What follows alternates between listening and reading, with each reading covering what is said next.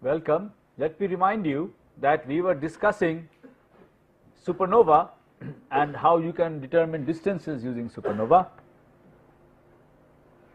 So, supernova can be used to determine, supernova of type 1a can be used to as standard candles to determine luminosity distances, and these are usually represented as in terms of the distance modulus. And the different cosmological models predict the distance moduli as a function of redshift, and these come out to be different. They come out to be different, the predictions for different cosmological models. And in this picture, the difference in different distance moduli between various cosmological models with relative to this one has been plotted along the y-axis, and the redshift has been plotted along the x-axis. So, the horizontal line through the center is this model, and the upper curve, the lowermost curve, is a model which has only matter, omega matter equal to 1. And the curve over here is a model which has a mixture of matter, 0.3, omega matter is 0.3, the rest of it is curvature. And what the data shows you is that none of these three models are able to fit the supernova luminosity distances as a function of redshift. The distances come out to be larger than predicted by all three of these models, because the supernova appear to be fainter than predicted by these three models. Okay, so it is necessary to invoke a model which has a constituent with negative pressure. This is what we were discussing in the last class. Let me, so if you allow for a constituent with negative pressure, we call it lambda, and negative pressure such that the pressure is equal to minus the density into c square. Pressure, the density, the equation of state parameter is -1. If you allow such a parameter, and then you allow this, so you have a model where you have three parameters, omega matter naught, omega curvature naught, and omega lambda naught. Any two of these can be varied. The third one is determined from the fact that this sum is 1. Okay, so the different cosmological models can be, each point here represents a different cosmological model. Okay, and the solid line are the models which are spatially flat. Okay, and yeah, the region over here, the line over here demarcates the difference, the division is the division line between models which are accelerating at present and models which are deaccelerating at present. So that is the question that we were addressing at the end of last class. What decides this? So if you look at the equation that governs the evolution of the scale factor, this is the equation. And for a model which has these three parameters, this equation then becomes this. The curvature obviously does not contribute to a double dot. It is in our interpretation, it is a constant of integration that you encounter when you integrate this. There will be a factor of a here. This is the equation, which we have already encountered and integrated, hopefully familiar with us by now. Okay, so this equation predicts that the universe will deaccelerate when this term dominates. So, and it will accelerate when this term dominates. So the transition will occur at a scale factor A, which is equal to 2 omega lambda naught by omega matter naught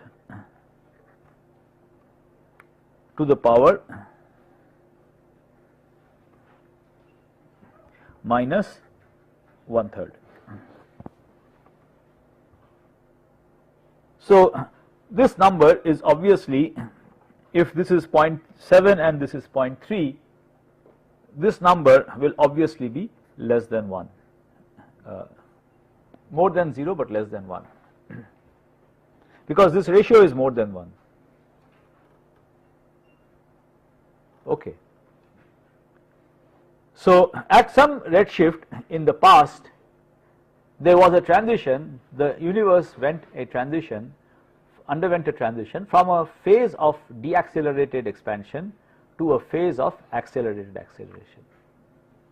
Okay. So deaccelerated acceleration means that if I plot the scale factor as a function of time, the second derivative is positive if it is accelerated, and the second derivative is negative if it is deaccelerated. So positive second derivative means like this, and negative second derivative means like this. So there was a transition here, I am just drawing it pictorially, it may not be so dramatic, like this, and this is the present value, A equal to 1.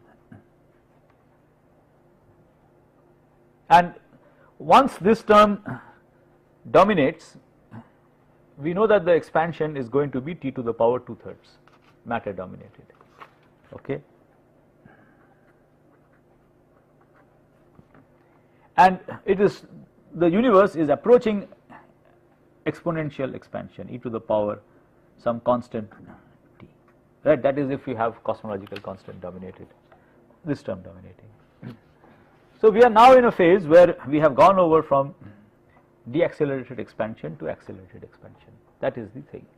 The question is, what is this thing that is making the universe accelerate? Okay, so we shall come back to this question. That is the very important question. Let us go back to the data again. So the data seems to indicate that there is some amount of omega lambda, and the supernova data itself cannot really pinpoint what the value of omega lambda is. There are regions over here, confidence intervals, which are shown. So with 99.7% confidence, we can say that the data indicates that my cosmological model should lie, our universe lies somewhere inside this region. Lesser confidence, I can say that it lies within this region. This is from supernova data only. But there are other observations in cosmology which I have not mentioned. So let me show you, just show you the results from these observations. I will not go into the details of how they are determined. So these are observations of galaxy surveys. Okay, galaxy surveys map out the distribution of galaxies in space, and these observations can also be used to constrain the value of omega matter and omega lambda. In particular, they constrain the value of omega matter. They do not impose at low redshifts.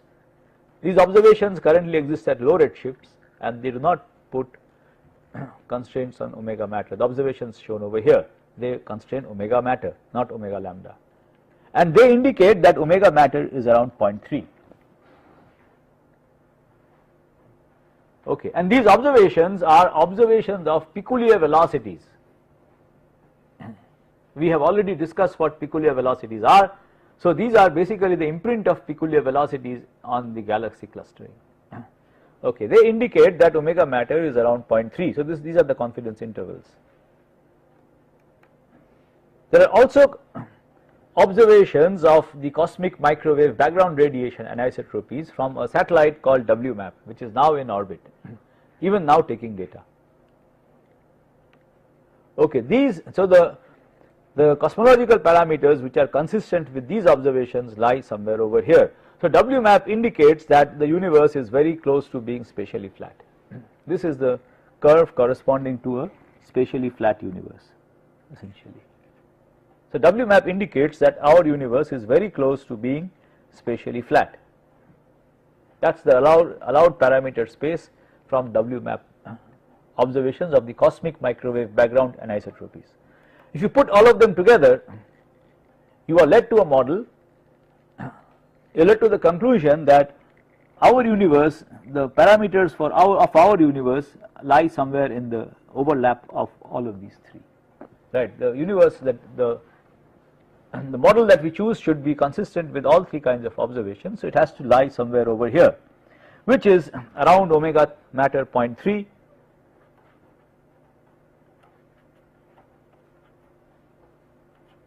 and omega lambda naught 0.7.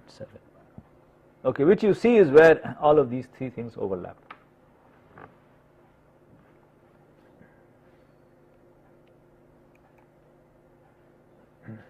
So this component which has got negative pressure, this component of the universe which has got negative pressure is referred to as dark energy. Okay, is referred to as dark energy. So we have already learned about dark matter. Dark matter is something that exerts a gravitational attraction, but you don't see it. And we have discussed, for example, spiral galaxies where the rotation curve indicates the presence of dark matter. Okay. So you don't see the matter, but you see that there is something exerting a gravitational attraction, and that is given the name dark matter. Dark energy is required, is put in by hand to make the universe accelerate. So it is some constituent of the universe, again, which you don't see, but it has the property that the net gravitational force acceleration is repulsive.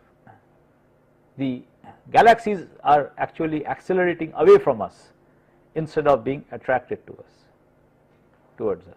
Right, A double dot, we calculated, remember, A double dot by considering the acceleration of a galaxy relative to us, and this term lambda makes this acceleration repulsive. Okay, so this is, so there is evidence that the universe has something like this, which has got negative pressure, which reverse causes gravity, the gravitational attraction, to become repulsive. Okay. Now the question, this has been given the name dark energy. Again, this is something you don't see, but so dark matter is something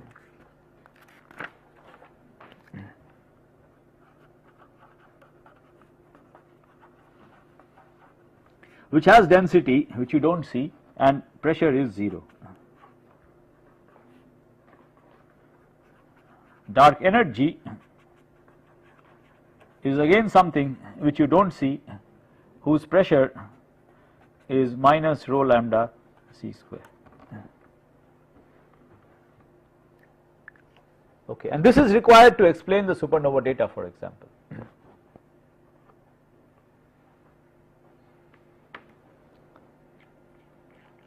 Now question is, what is this dark energy? Do we have any physical understanding? Some plausible candidates for dark energy. Well, what are the plausible candidates for dark matter, for that matter? Okay, what are the plausible candidates for dark matter? What are the plausible candidates for dark energy? Well, dark energy, there is no dearth of plausible candidates, because particle physics theories predict all kinds of particles, some of which have not been detected as yet, which also don't interact with radiation. So it is relatively easier to build models which predict all kinds of particles, massive particles, a variety of massive particles which can be candidate for dark matter. Okay. Now dark energy is something which has to have negative pressure. Massive particles which just hang around in space will be candidate for dark matter. Okay, and there are particle physics models which make such predictions. Now what the question that we are interested in here is that what is dark energy, what are the plausible candidates. So one possible candidate is the cosmological constant.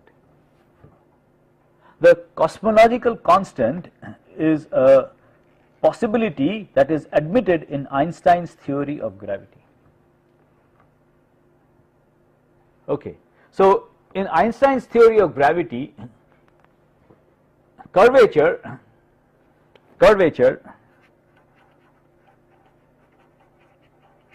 of space time arises due to matter,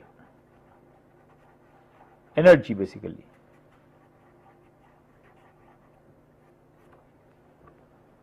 But you can also introduce in this equation, so it is basically a relation between the curvature of space time and the matter energy density. You also have the freedom of introducing something called the cosmological constant, which is basically a constant, which is also a source for curvature. So suppose there is no matter, it is not guaranteed that my space is going to be, space time will be flat.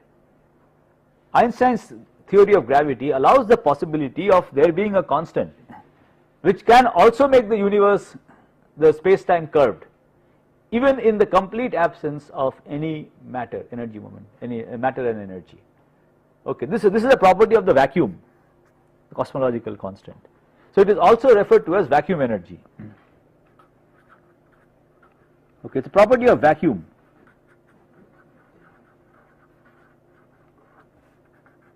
It's a property of vacuum, and vacuum here, so in Einstein's theory of relativity, in the Newtonian context, we believe that when there is vacuum, when there is no matter, there will be no gravitational attraction or repulsion.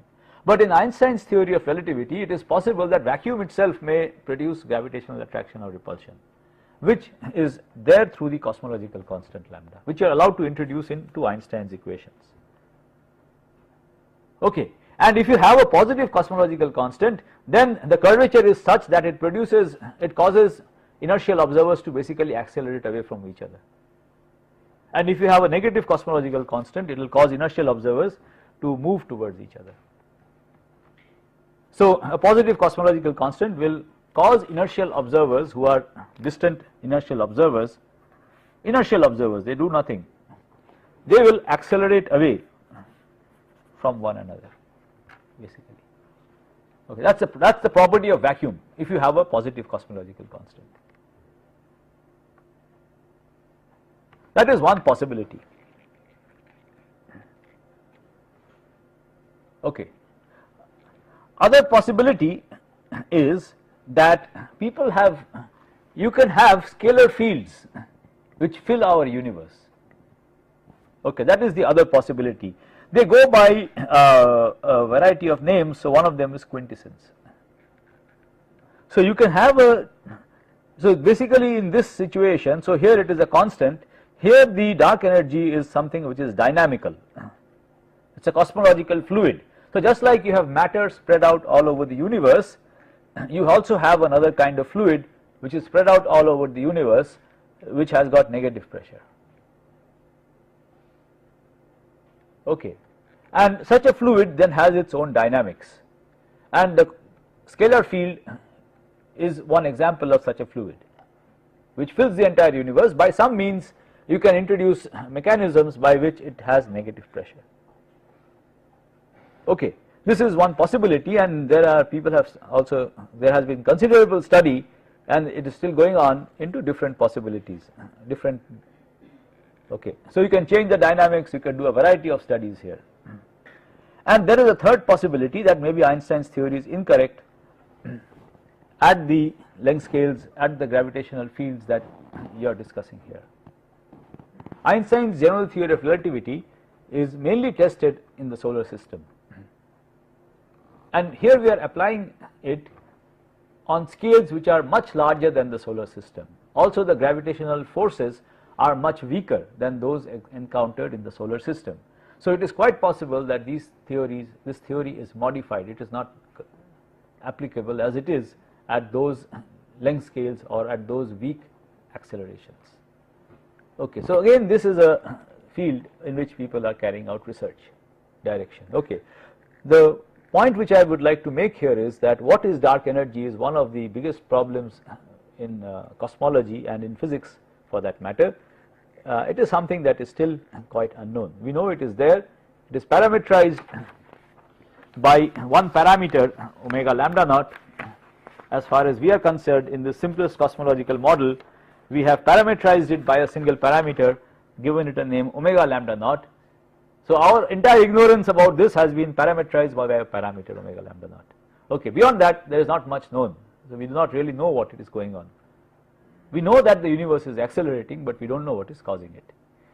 On the scales of galaxies, we know that there is more matter than that you actually see, but again we don't know what it is. Okay. Now, so this is as I have tried to tell you, that this is a topic of tremendous interest in physics and in astrophysics. So there are several observational projects going on to map out this, to study this in greater detail. So let me briefly show you some of these. So there is the there are different names. So there is the Supernova Factory Cosmology project, which is aimed at probing low redshifts over here. This is one of the projects. Then there is the another project called Essence, which is using this Canada Hawaii French Telescope Legacy Survey, and this is targeting a redshift range over here. And then there is the high redshift search using the GOODS, the GOODS survey, which is targeting here this redshift range. And finally you have this SNAP, which is targeting supernova in trying to rule out this part of the diagram. Okay. So SNAP is the supernova acceleration probe. It's a satellite which I think will be launched, as will study the dark energy of the universe. So the basic thing is that you have to measure supernova, determine supernova at with more accuracy. So you require more. The better the errors, the smaller the error bars, the better you will be able to constrain the cosmological models. Further, if you can measure out to higher redshifts, again you will be able to put better constraints on the cosmological models, and you might be able to determine what actually makes up this mysterious thing lambda. Okay, so the future is, I mean, the results are already coming from these. So these are results from the Essence, which I mentioned, and let me show you some other recent data. So the data I was showing you earlier was 2003. This is data from these are results 2010. So these are results from the Supernova Cosmological Project.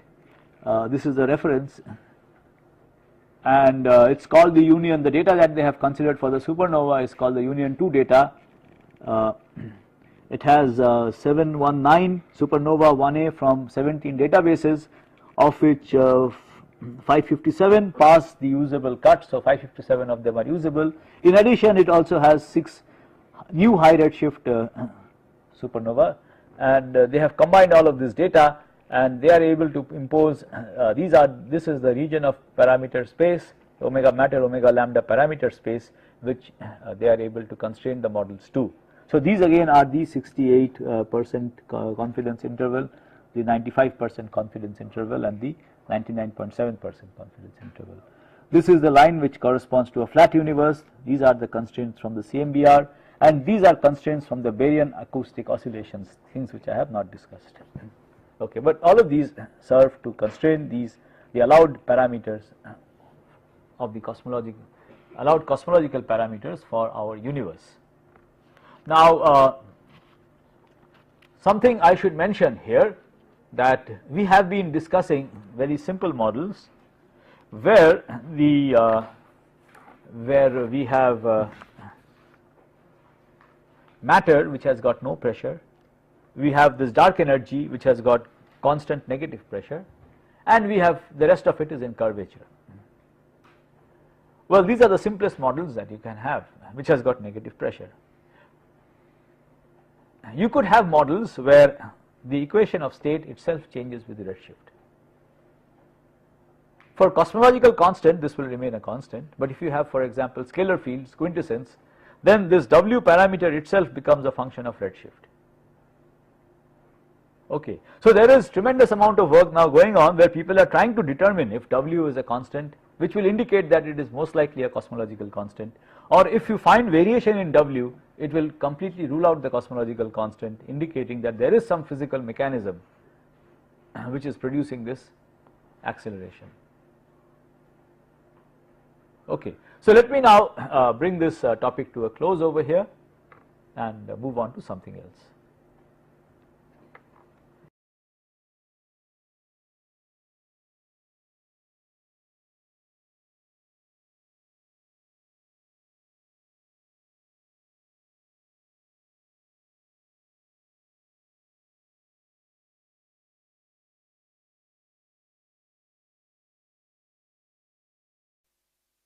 Today we are going to discuss the cosmic microwave background radiation, CMBR.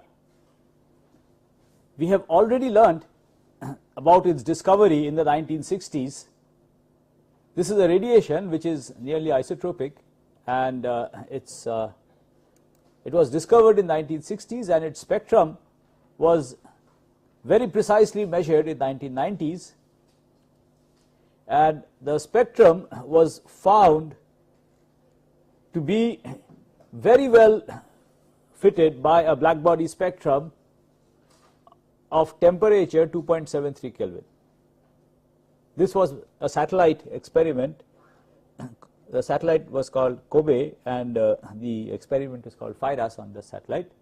Satellite was launched by NASA in the 90s, and this experiment established that this radiation which we see coming from all directions is indeed a black body spectrum, has a black body spectrum with temperature 2.73 Kelvin.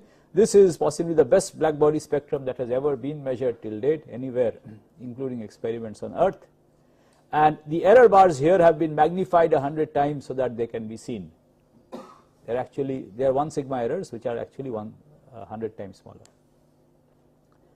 So this is a black body radiation. The peak is in the millimeter, and the bulk of the radiation is in the millimeter and centimeter range of the spectrum, and it is quite isotropic, absolutely isotropic. Okay.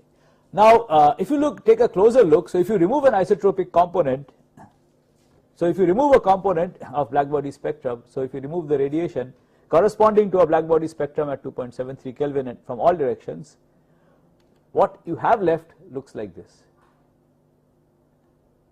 So there is the next thing that you see once you remove this monopole component, so the isotropic component, is a dipole which is quite visible over here. You see this part is much fainter and this part is much darker. Okay, so this is a dipole pattern. The thing that you see in the center, passing through the center, is the image, is the imprint of our own galaxy. After all, we are seeing the cosmic microwave background radiation through our own galaxy, which leaves an imprint. This can also be removed by doing observation that over a large number of frequencies. Anyway, the main point here is that after you remove the isotropic component, the next thing that you see is a dipole, and the temperature variation of this dipole is 0.0035 Kelvin, 335 Kelvin. So it is around 1% fluctuation. It is a 1% fluctuation. So it is, I said 0.1%, not even 1%. Sorry, this is a 0.1% fluctuation in the temperature. And there is a hot one direction in which on the sky in which the temperature is this much hotter, and another direction in the sky where the temperature is this much colder. Okay, and this dipole pattern in the cosmic microwave background radiation is interpreted in terms of our motion of our solar system. So if the solar system is moving in this is the solar system, let us say, and if the solar system is moving in some direction, then the photons from this direction with reference, so we are assuming that there is a frame of reference in which the CMBR is isotropic, and if the solar system is moving with respect to that, then the photons from this direction will be blue shifted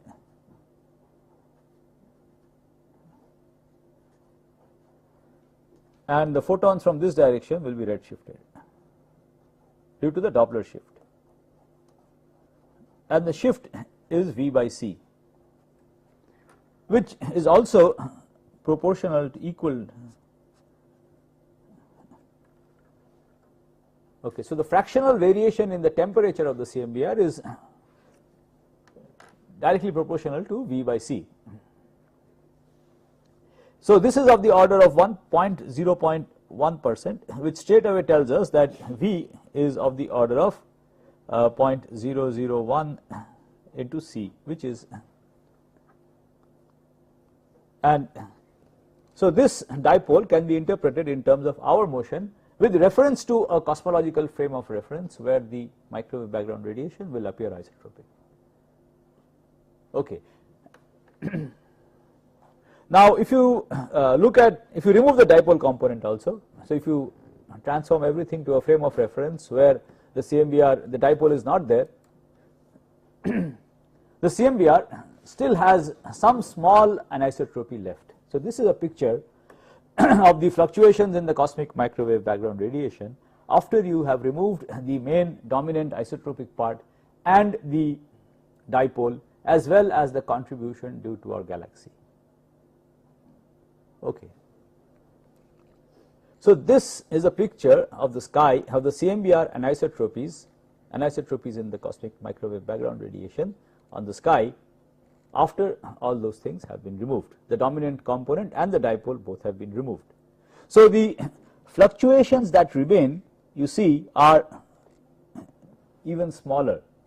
They are of the order of 2 into 10 to the power minus 4 Kelvin. And this is an image made by a NASA satellite again called WMAP, Wilkinson Microwave Anisotropy Probe, and the satellite is still carrying out observations. This image shows you the result of 7 years of their observation. Okay, and in this image the redder parts are hotter and the bluer parts are cooler. Okay, so there are so it is the cosmic microwave background radiation is isotropic to a very large degree. Okay, it's isotropic to a very large degree, but there are minute fluctuations in this radiation, and these minute fluctuations are very important for our understanding of the universe. Let me explain this to you without going into detail. So if you look at the distribution of galaxies in our universe, for example, I have told you that we expect the universe to be homogeneous and isotropic, at least on large scales. Now this image shows you the distribution of galaxies in a part of the universe. Each point here is a galaxy. Okay, the distance was measured using redshifts, and the redshifts are plotted along this axis. So the largest redshift that you have here is around 0.1. Okay. So it is roughly 10% of the horizon size. Okay, 10% of the horizon size, few hundred megaparsecs. Horizon is few thousand megaparsecs. And the other direction is the angle on the sky. So you have the distance from redshift and you have the angle on the sky. So what you see is that it really doesn't look homogeneous and isotropic, homogeneous at least, right? So the point is that there are large scale structures in the galaxy distribution in our universe. Okay, they are not perfectly, so there is a length scale. The length scale is somewhere around 100 megaparsecs, of the order of 100 MPC, maybe somewhat less, maybe somewhat more, beyond which the universe is homogeneous. Okay, but on smaller scales there are considerable amounts of structure, and the study of these structures is a very interesting topic itself, which we shall not go into in this course. These are referred to as large scale structures, and this is showing you the data from the Sloan Digital Sky Survey SDSS. Okay, so the question is, how do these things arise in a universe which is largely homogeneous and isotropic? So the current belief is, the belief which is also quite well established and well accepted, is that there were initially in the universe some small fluctuations in the density. It was not perfectly homogeneous and isotropic. There were small fluctuations in the density, and these small fluctuations in the density grow by the process of gravitational instability.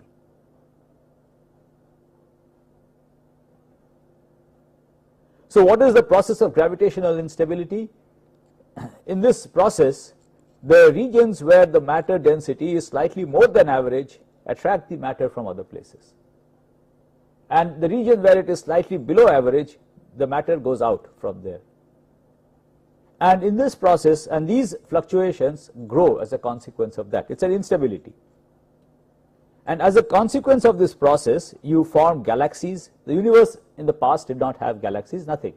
Okay, matter was very close to homogeneous and isotropic, but you had these small fluctuations, and the cosmic microwave background radiation is probing these small fluctuations at a redshift of around 1000.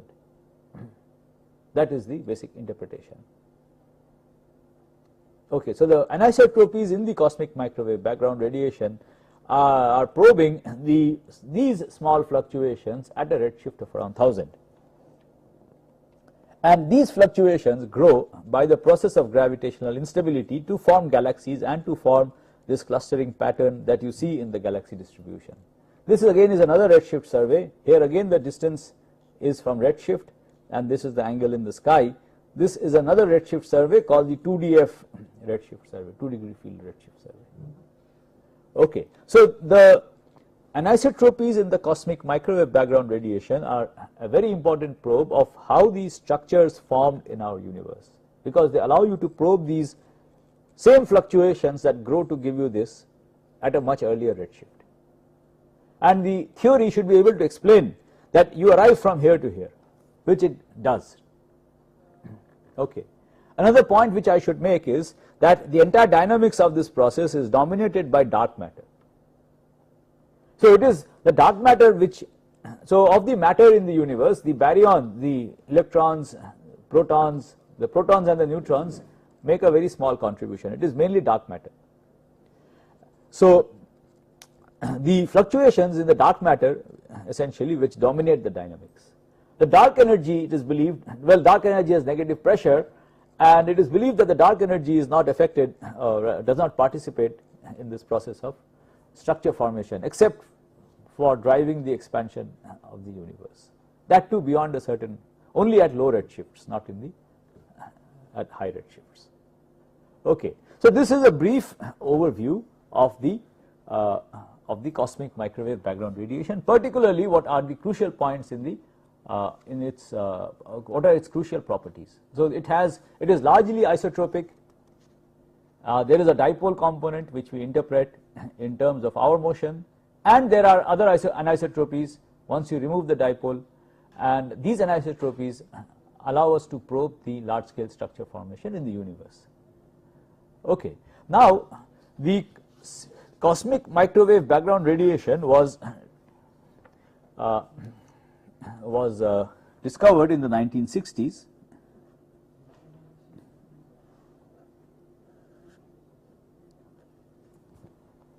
and its discovery completely revolutionized our understanding of cosmology. Okay, so let me explain this to you. Okay, so we are, just imagine an observer sitting over here, and we are receiving this radiation which is in which is a blackbody spectrum.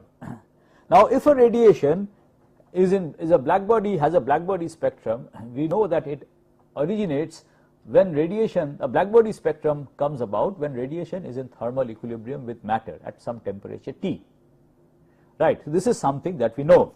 So the Planckian spectrum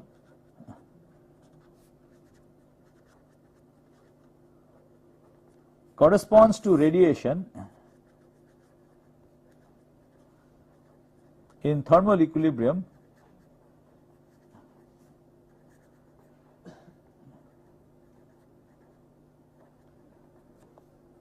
with matter. That is the picture that we have. So we imagine a cavity at a temperature T, and if the radiation inside comes to equilibrium with the walls of the, or with the material inside the cavity, then the radiation has a third Planck spectrum or a black body spectrum. Okay. Now this is the observer, we are sitting here, and we can see inside. So if you look in the millimeter or centimeter parts of the wavelength, or even meter for that matter, parts of the wavelength of the spectrum, we can see objects all the way out to a redshift of order unity and even larger. Such objects are visible. So we can identify objects, the universe, till a redshift of order unity, which essentially tells us that the universe is transparent. Optical depth to nearly the Hubble to the horizon c by h naught. Right, you are at length scales of the order of c by h naught when you reach a redshift of 1. So the universe, the optical depth all the way to a redshift of order of length scale of order c by h naught is less than 1, because we can see objects over here. If the optical depth was more than 1, the light from those objects would be obscured. So we can see astronomical objects all the way out here, which tells us that the universe is transparent all the way to this distance. So the CMBR photons that we are receiving did not, the fact that the optical depth is 1 tells us that the CMBR photons that we are receiving did not interact with matter within a length scale of the order of c by h naught. There was no interaction. If there was no interaction, how did it come to equilibrium? Right. So this basically tells us that the CMBR that we are seeing did not originate in the nearby universe. The photons, so the CMBR photons that we are seeing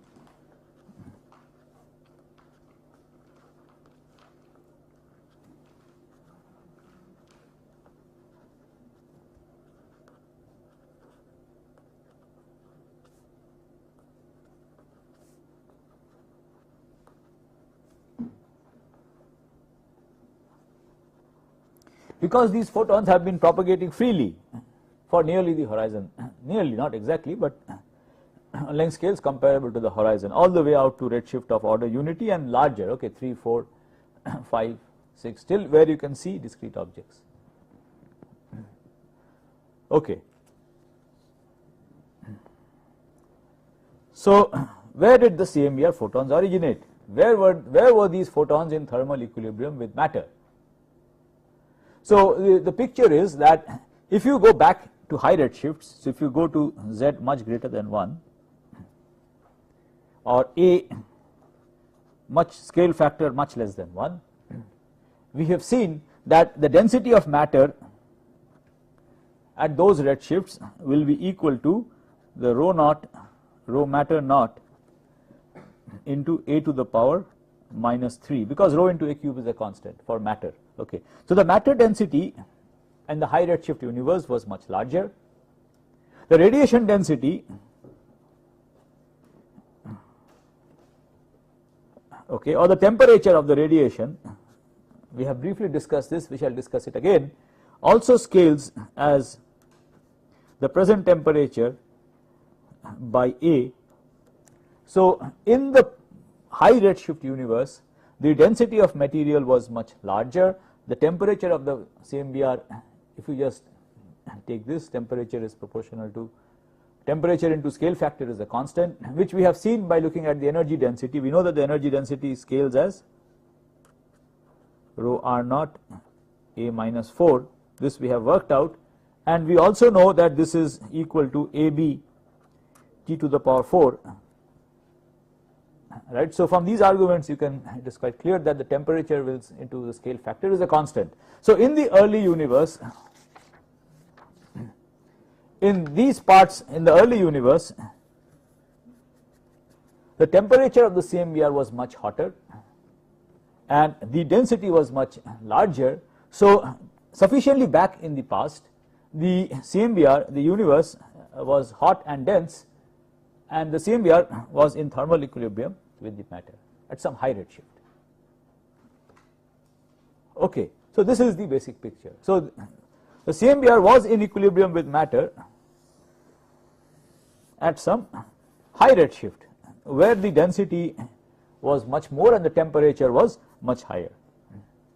Further, if you go back sufficiently into the past, the temperature will at some stage be of the order of 1 MeV. We know that, so I have told you that the temperature increases as inverse of the scale factor. So if you go sufficiently back in the past, the temperature will become of the order of 1 MeV. This is adequate, this is comparable to nuclear binding energy.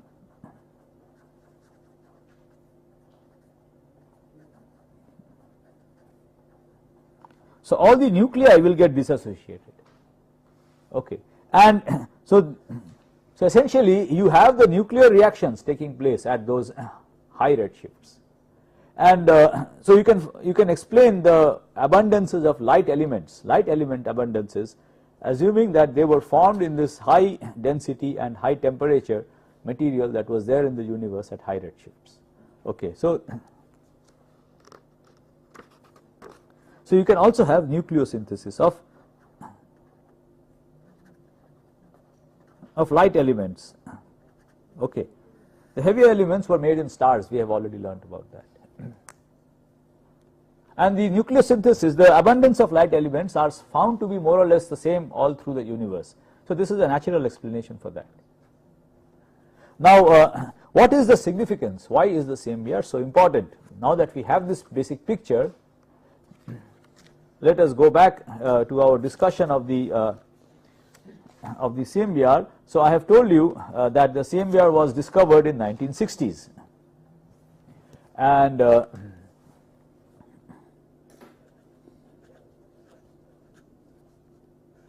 at that time there were two models which were competing in cosmology. One was the evolving universe,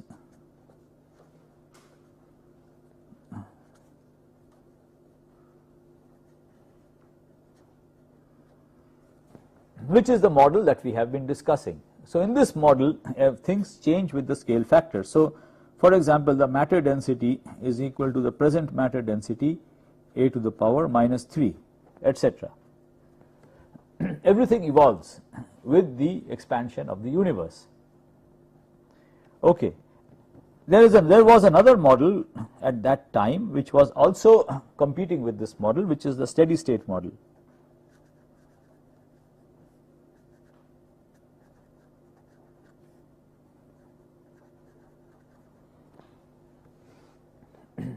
In the steady state model, there is no singularity in the past. The density of the universe remains a constant. So the universe expands in this model also, that is an observed fact. Both of these models have an expanding universe. But in the steady state model you have to have matter being created so that the density remains constant. Okay, so nothing evolves in this model. On the average, the universe always looks the same as it does now, and the scale factor has an exponential, will have an exponential expansion. There is no singularity. If you have an exponential expansion, the Hubble parameter also remains constant. Here the Hubble parameter is a function of time. It was larger in the past. Okay, in the steady state model you have an exponential expansion where nothing, it's like our cosmological constant dominated model where you have an exponential expansion, the Hubble parameter remains fixed. The universe looks the same all the time. Now you see, if the universe looks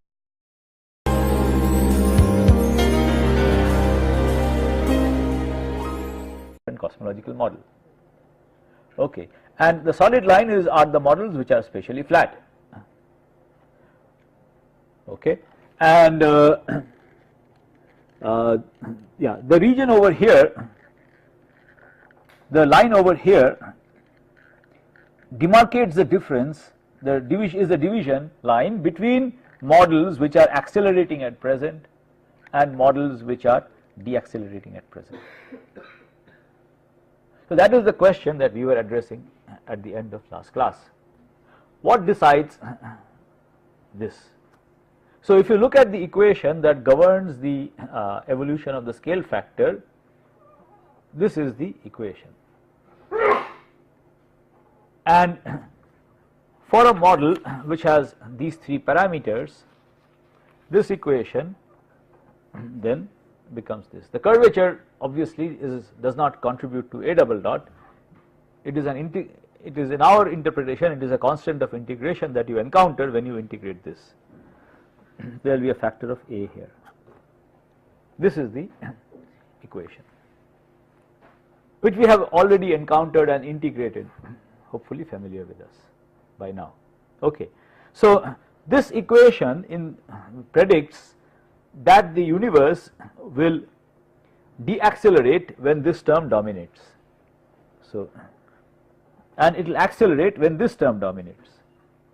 So the transition will occur at a scale factor a, which is equal to 2 omega lambda naught matter dominated. Okay, and the universe is approaching exponential expansion, e to the power some constant t, right? That is if you have cosmological constant dominated, this term dominating. So we are now in a phase where we have gone over from deaccelerated expansion to accelerated expansion. That is the thing. The question is, what is this thing that is making the universe accelerate? Okay, so we shall come back to this question. That is the very important question.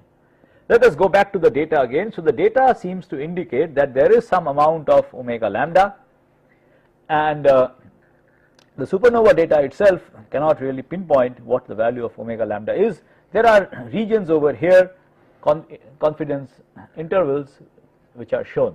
So with 99.7% confidence, we can say that the data indicates that my cosmological model should lie, our universe lies somewhere inside this region. Lesser confidence, I can say that it lies within this region. This is from supernova data only. But there are other observations in cosmology which I have not mentioned. So let me just show you the results from these observations. I will not go into the details of how they are determined. So these are observations of galaxy surveys. Okay, galaxy surveys map out the distribution of galaxies in space, and these observations can also be used to constrain the value of omega matter and omega by omega matter naught to the power minus 1/3. So this number is obviously, if this is 0.7 and this is 0.3, this number will obviously be less than 1, more than 0 but less than 1, because this ratio is more than 1. Okay. So at some redshift in the past, there was a transition, the universe underwent a transition from a phase of deaccelerated expansion to a phase of accelerated acceleration. Okay, so deaccelerated acceleration means that if I plot the scale factor as a function of time, the second derivative is positive if it is accelerated, and the second derivative is negative if it is deaccelerated. So positive second derivative means like this, and negative second derivative means like this. So there was a transition here, I am just drawing it pictorially, it may not be so dramatic, like this, and this is the present value a equal to 1. And once this term dominates, we know that the expansion is going to be t to the power 2/3.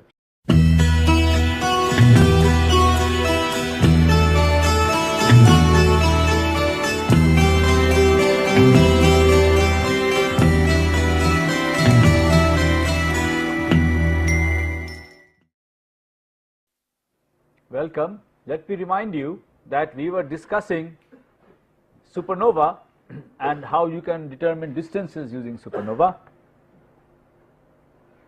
So supernova can be used to determine, supernova of type 1a can be used as standard candles to determine luminosity distances, and these are usually represented as in terms of the distance modulus, and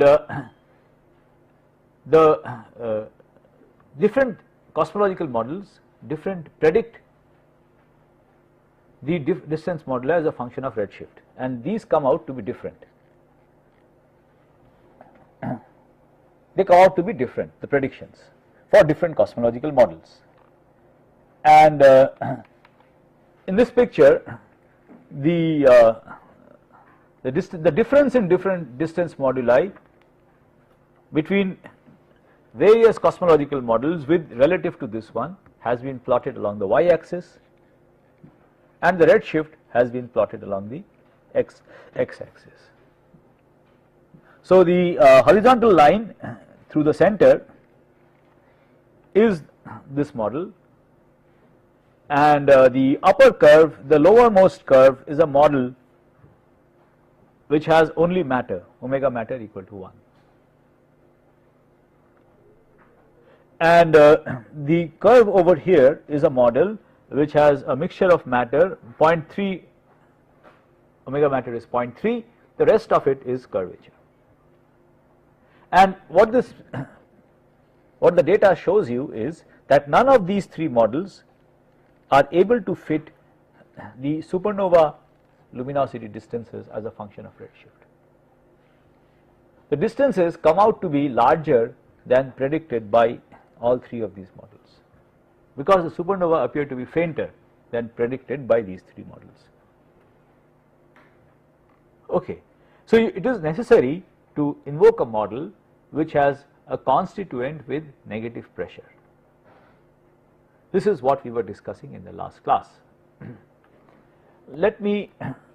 So if you allow for a constituent with negative pressure, we call it lambda,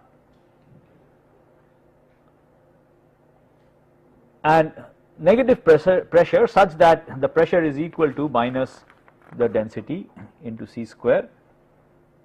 Pressure, the density, the equation of state parameter is -1. If you allow such a parameter, and then you allow this, so you have a model where you have three parameters, omega matter naught, omega curvature naught, and omega lambda naught. Any two of these can be varied. The third one is determined from the fact that this sum is 1. Okay, so the different cosmological models can be, each point here represents a different